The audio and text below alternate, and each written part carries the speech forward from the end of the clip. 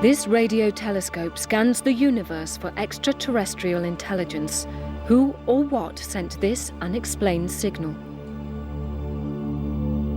Is this image of a face on the surface of Mars a cry for help from a dying planet? Was this woman abducted by aliens and used as a guinea pig for their medical experiments? Mysteries from the files of Arthur C. Clarke, author of 2001 and inventor of the communications satellite. Now in retreat in Sri Lanka, he ponders the riddles of this and other worlds.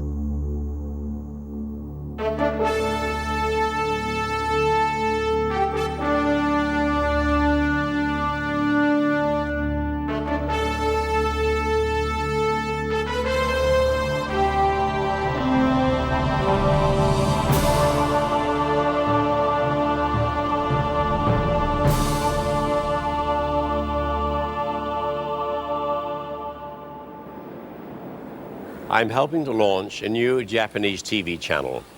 From my back garden, my contribution is being beamed thousands of miles to Japan thanks to tons of satellite equipment crammed on my roof. But it won't stop there.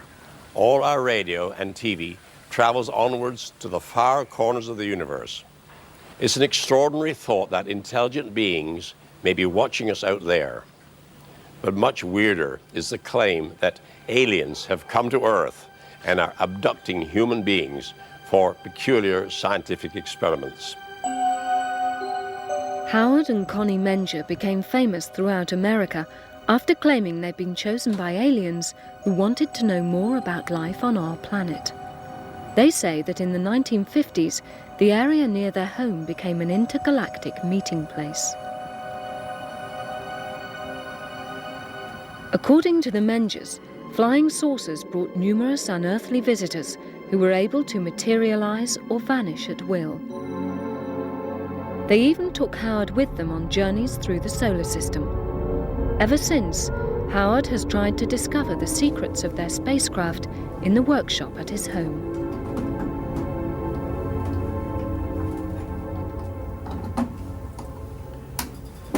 This is a poor, low-grade model of an Earthman who built this trying to simulate what they have. Let me put it this way. This is what you'd call a Model T Ford as compared to their Rolls-Royce. The walls are luminescent. There is a circular panel of men sitting around watching what we call television, but their monitors, they're far beyond us. The women were about 5'6". The men ranged over 6 feet, very similar to us. They all had long hair, mostly blonde. The women were beautiful. They had a glow about them. They were angelic. I keep saying angels because I think they were angels. What made me so sure they were aliens? I think because they came down in a craft unknown to this planet. They cancel out gravity. It's not a jet, it's not gasoline, it's not explosive in any way. It's canceling out gravity. It's an anti-gravity machine. It could even be a time machine. They could be time travelers. They're way ahead of us. Howard's experiments progressed from launching simple rings to powering model spaceships. Well, people were saying, how come the ring goes up and comes right back down again? He says, can't you do something to keep it up there and flying around the room? So I did. But the trouble with flying around the room, it would hit you in the head and it's no control, and the first model broke against the ceiling. So I built this and I tethered it down, and I had a wooden guide to keep it going where I want it, not where it wants to go. And here's a good example of it going up and staying up.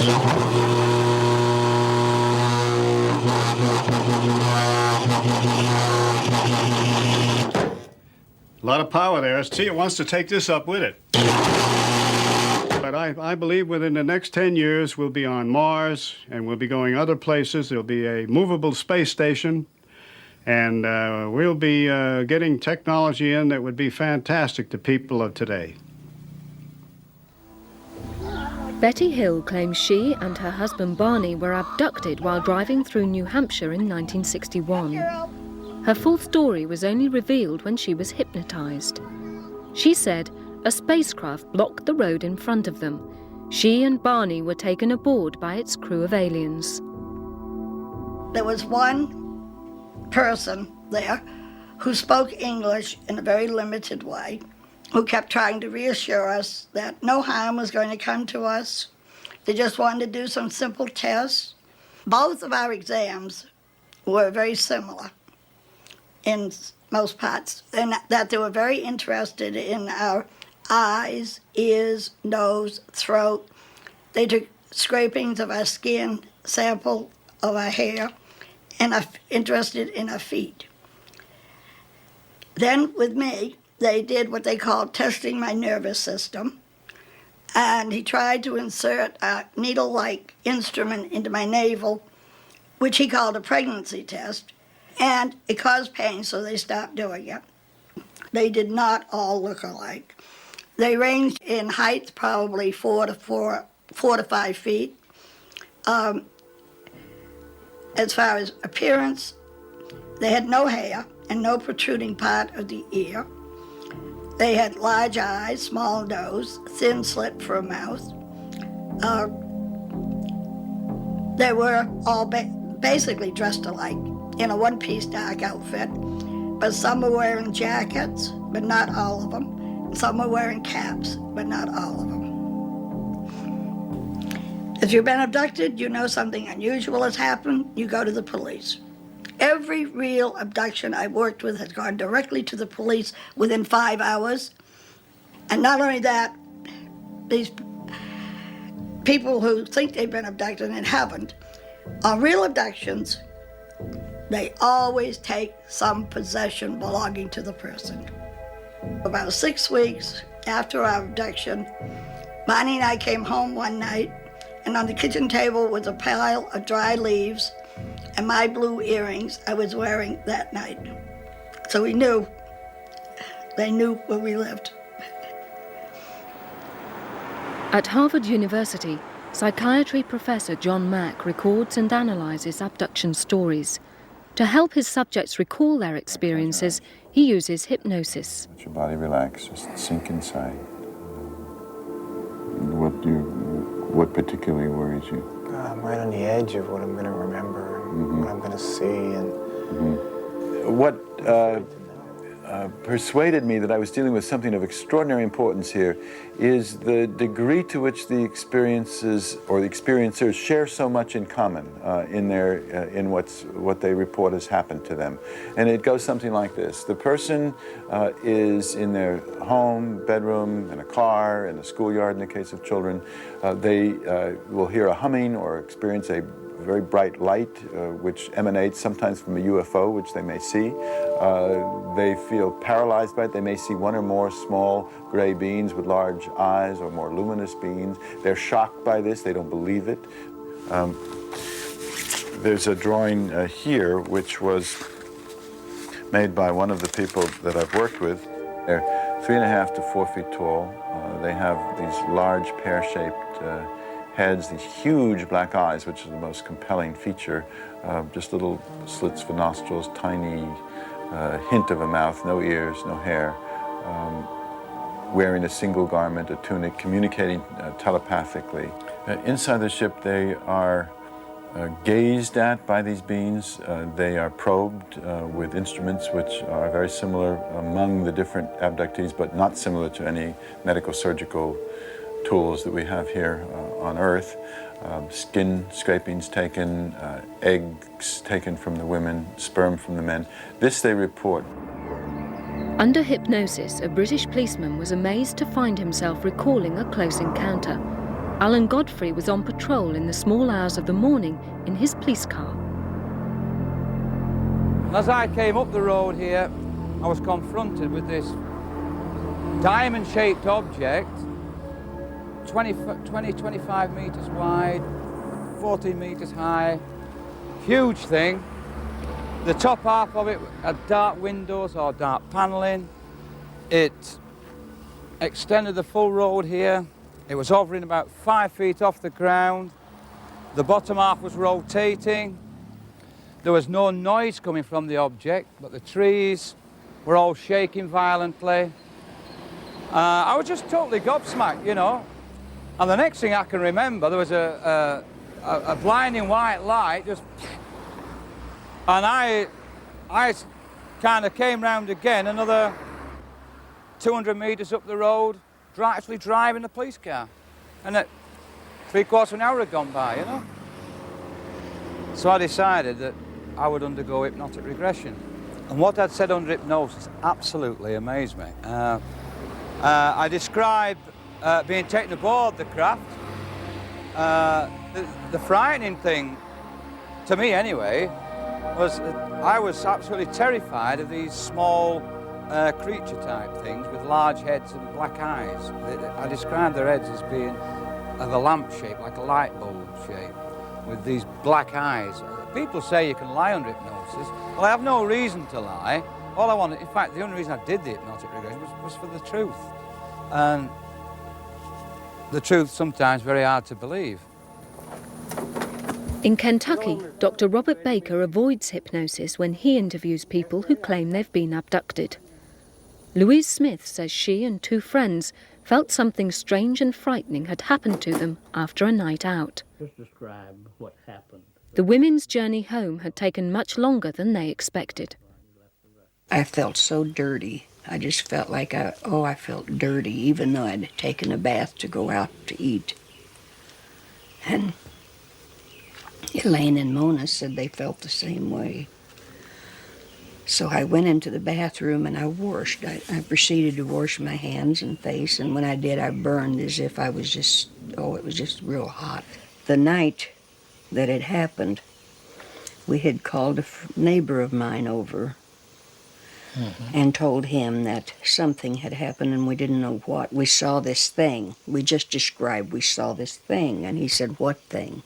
And he said, well, since you're all artists, don't say it in front of each other. One go in one room, one into another, and one into another. And you draw what you saw. And when we came back, they were almost identical. What did you draw? Did you draw it for me? Yes, I'd be glad to. This will be a rough sketch. Sure.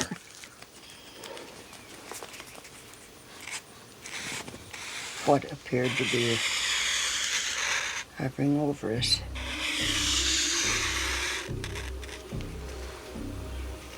This was a bright light here, as if it was silver on top. And then there was small lights of different colors all around this way. All underneath or around the ship, as I call it, the ship. Do you have any idea how big did it appear to be? Well, I'd say as big as a football field. That's the way that I described it. Very huge, large. Very large. Yes. We didn't know anything what had happened to us until after hypnosis. No, I felt that my head was covered, seeing, and then something hot just felt like it was flowing over me. And I've lived with the fear ever since that they had made a mold of my face because I could feel this coming off, you know. Did you see anything? I kept begging, please let me see something, and that's when I began to get real agitated because I wanted to see where I was at and what was going on. And then when they uncovered my eyes, I remember crying aloud, I don't want to see any more. You know, I saw him, and around me was these little figures that was about 4 to 4.5 feet tall. And they appeared to have like hoods on, but the eyes were very dark and just piercing dark eyes. And their hands weren't fingers like ours. They came down as if to be like, I had described it like a bird. When you take and pull its wing apart, it had little jagged things like this, like wings, you know. But it wasn't. They just flopped around and they were in gray color. It's as real to me today as it was the day of hypnosis when I really discovered what had happened to me. But I got a sense of relief out of it knowing that I was totally under their power. They had me there. I had no way of escape. But they let us go, so that's why I don't have a complete fear of them, because they had every opportunity to keep me or to do whatever they wanted.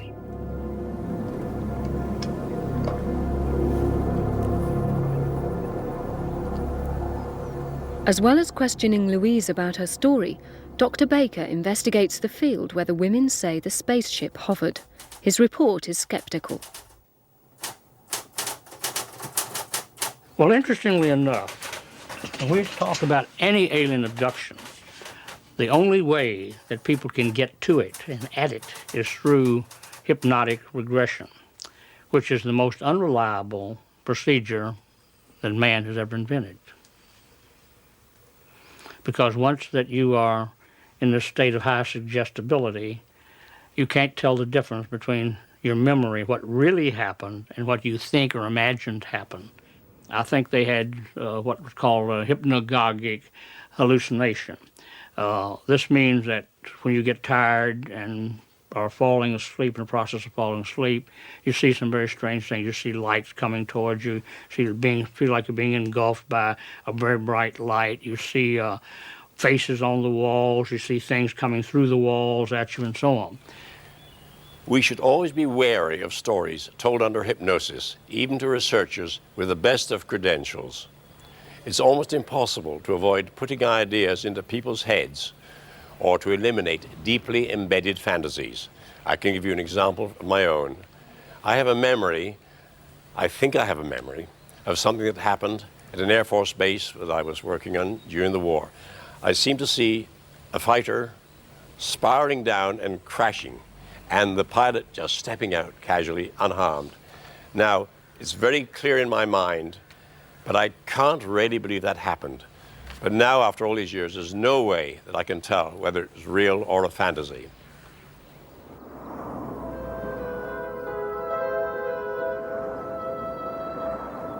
NASA's Goddard Space Center near Washington is the workplace of a man with a mission.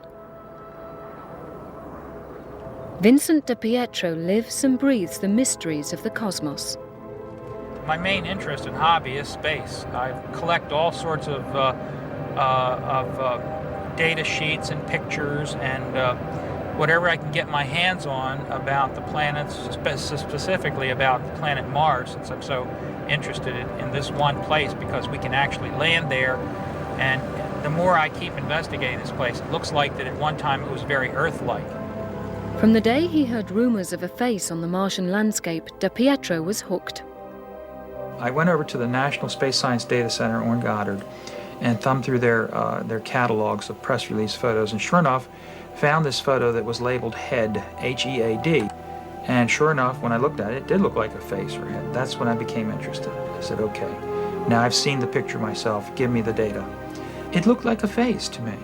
I mean, if it looks like a face, maybe it is a face.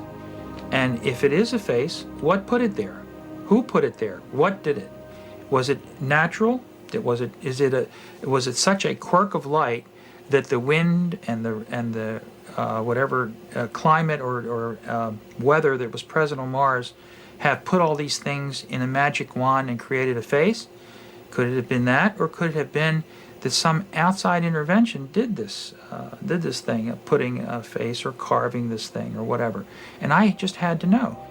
So that's when I began to go after the scientific data. It's a large object. It's undeniably very large. It's a mile across. We've designed some computer programs to actually take the raw data and make pictures of them and present them on the PC, on the computer. For instance, if we replace some of the pixels in the eye cavity, in the center of the eye cavity, I replaced some of the pixels in the very center with red, and then coming out further with green and then with blue. You can see that there is a definite dome or round shape within the eye cavity, which in my interpretation might resemble something that looks like an eyeball. We have so much evidence that this is not a natural formation. We found teeth in the mouth area. We found a hairline that goes all the way around. We found symmetry of the object. All of these things say that there's too many coincidences. I wish I knew who made this thing, but I don't. I can only speculate. I mean, we're really grasping now for the stars here. The planet, as we know, used to be much different than it is today. It had abundant oxygen, had an atmosphere, had water, it had oceans, it had everything that Earth has. Perhaps the planet was dying, and this may have been a message to anyone who came from afar to let them see that there was someone down here, and please come and help us. Well, the face on Mars is undoubtedly real. It's recorded on computer tapes and photographic film. But what made this extraordinary formation? The tentacles of alien beings or the vast sandstorms that rage across the Martian desert? Here on Earth, there are countless examples of nature's artistry. My favorite is Point Bernard Shaw, a Canadian island shaped just like the profile of the famous writer. I'm quite certain that the Martian face is just another of nature's little tricks, but I hope I'm wrong. We won't get the final answer until there's a closer survey by orbiting spacecraft, or until men and women set foot on the surface of the red planet. Every 22 seconds, this radio telescope scans 8 million radio channels at once. It's searching the heavens for signals in the hope that these will help scientists find intelligent life somewhere in the universe. Paul Horowitz could be the man who discovers it. I'm convinced that there's life out there and that it's probably transmitting to us specifically, perhaps, or just transmitting generally in the galaxy, waiting for civilizations that reach technological maturity to look for the signal, to find it, and to respond on some time scale. I'm convinced that Earth will establish contact through this means, or something similar, sometime. Well, in now almost 10 years of running, we've found definite signs of intelligent life. But that intelligent life happens to be Earth-based. We see many signals each day, each minute, from the multitude of radio transmitters, radars, broadcast stations, and so on Earth. And the major problem in this business is sorting through this thicket of signals, this myriad transmissions of intelligent life on Earth, looking for the one weak signal that's propagated 100 light years from some alien civilization. In all the years of searching, only one signal has come through the weeding out process. But this tantalizing call from the cosmos was never repeated. This is some archived data from the 9th to the 11th of September in 1988. This is when the strongest signal of our 5 years of running came in. And I'm going to take this data, sort it by signal strength. And here we see a signal much stronger than all the noise. One isolated strong signal. Let's take a look at what it looked like. And now I'm going to display exactly what's on the screen, complete with graphs. Here's the full 8 million channels. Here's the different display of the 8 million channels showing this very strong spike. A blow up showing nothing but this single strong signal. Any noise nearby is completely suppressed by the strength of that. This signal survived all our culling for the telltales of interference of transmitters, of radars, and all that kind of stuff. We have never once seen one of these signals say hello a second time. We are the first generation, or maybe the second, on Earth that even has the technological capability to engage in this kind of discourse. You couldn't do this 100 years ago. We didn't have radio telescopes. We didn't have microwave receivers. We didn't have computers. We'd have to be crazy not to try. So my feeling is, how can you not do this experiment when the contact with an extraterrestrial civilization will be the first bridge across 4 billion years of independent life start and evolution. It'll be the end of Earth's cultural isolation in a very deep sense. It'll be the greatest discovery in the history of mankind.